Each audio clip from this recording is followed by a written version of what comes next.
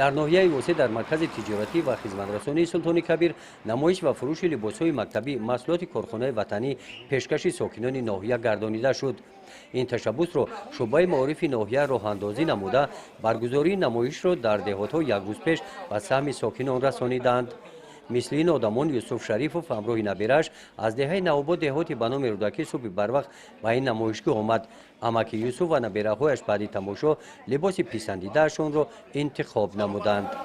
و نبیرم از این کارخانه محلی خرمون از سلطان کبیر لباس‌های بسیار هم زیبا شینم اومدیم موافقت کرده با قد قیمتی و با اندازش معقول شد ما گرفتیم و گفتنیم که مرحمت با کارخانه‌های محلی خرمون همین لباس‌های زیبا را برای فرزندان و برای نبیره‌ها و برای خانواده‌های مکتب که امروز طلبات زمان است باید بگیریم و نقش هم بسیار هم دسترس است.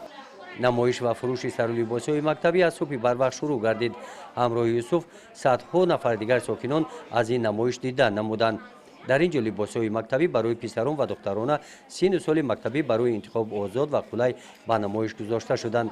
هر یک نفر لباس پسندیده‌اش را انتخاب کرده می‌گرفت. ساکنان تشکیل و برگزاری این چهاربینی را تدبیر مهم شماریده و تشکیل کنندگان آن اظهار مینه‌داری بیان کردند. برای نبیره‌هایم با 2 نفر من فرمه یگانه خریدم که بسیار خرسند شدم با نرخی ارزان با یک نرخی دسترس. برای هوسمند گردانیدن کودکان و بالیده گردانیدن طبع آنها بعد تماشای نمایشگاه با اقدام مأموریت مرکز تجارتی و خدمترسانی سلطان کبیر در مرکز دلخوشی کارخانه سیر و گشت ادانه تا دیر ادامه یافت. گزارش خواجه نظریف خدای نظر ظهوروف از ناحیه وسه برای برنامه اطلاعاتی نوید.